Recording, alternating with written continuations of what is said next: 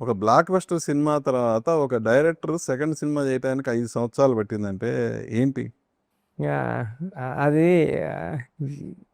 స్టార్‌తో cinema చేయాలంటే wait చేయాల్సిందే sir. కానీ ఒక నేనేమనుకుంటా అంటే సార్, ఉప్పునే చేసాం. మళ్ళీ వెంటనే ఇంకో సినిమా చేసాం. మళ్ళీ వెంటనే ఇంకో సినిమా చేసాం. ఎప్పుడు చేసిన సినిమా కాదు సార్ చేయాలా. అంటే నాకు అది తర్వాత ఫైనాన్షియల్‌గా ఫాస్ట్‌గా సినిమా చేస్తే కొన్ని డబ్బులు సంపాదించుకోవచ్చు. నీ కెరీర్‌లో తక్కువ ఫిల్మ్స్ అంటే మనీ ఒకటే తేడా వస్తది గానండి. సినిమా వర్క్ చేసే విధానంలో గానీ, సినిమాని ప్రేమించే విధానంలో గానీ ఏం తేడాలు ఉండవు సార్. నేను కొద్దిగా ఫాస్ట్‌గా చేసుంటే కొన్ని డబ్బులు ఎక్కువ సంపాదించుకున్నానేమో. ఆ డబ్బులు ఉన్న దాంట్లో హ్యాపీగా ఉండొచ్చు. సినిమా ఇష్టం కాబట్టి దీని తర్వాత ఇంకో 5 సంవత్సరాల తర్వాత సినిమా వచ్చినా నేను వెయిట్ చేస్తాను సార్. సినిమా అంటే అంత ఇష్టం. అంటే నాకు ఇష్టమైన యాక్టర్‌తో వర్క్ చేయడం అంటే నేను ఎంతకాలమైనా వెయిట్ చేస్తాను.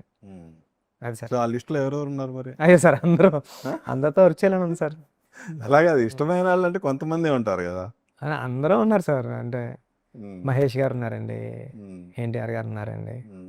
చరణ్ అంటే గారు, ఉండటం వేరు, ప్రభాస్ వాళ్ళకి గారు. తగ్గ సబ్జెక్ట్స్ మీ దగ్గర ఉండటం వేరు కదా. సార్. సో, మీరు అనుకున్న వాళ్ళకు సంబంధించిన సబ్జెక్ట్స్ మీ దగ్గర రెడీగా ఉన్నాయా అని? ఉన్నాయి సార్, ఉన్నాయండి, ఐడియాస్ ఉన్నాయండి. జస్ట్ సార్ స్టోరీ ఎంతసేపు సార్ రాయడం, స్టోరీ చాలా ఫాస్ట్గా రాయచ్చండి. స్టోరీ సరమని రాసే స్టోరీ రాయడం కష్టపడాల్సిన అవసరం ఉండదు అనిపిస్తుంది సార్ నాకు. ఆ ప్రాసెసింగ్ ఉంటుంది కదా సార్, ఒక వెళ్ళి నేరేషన్ ఇవ్వడం అవన్నీ అదే. డైరెక్షన్ చేయడానికి ఏం రెమ్యునేషన్ ఇవ్వక్కర్లేదు సార్, నేరేషన్ ఇవ్వడానికి రెమ్యునేషన్ ఇవ్వాలండి ఆ టెన్షన్కి. సో, బాలీవుడ్ ఆలోచన ఉందా? లేదు సార్, లేదా? లేదు సార్. నాకు ఏ లాంగ్వేజ్ రాదు సార్, తెలుగు తప్ప. So what next?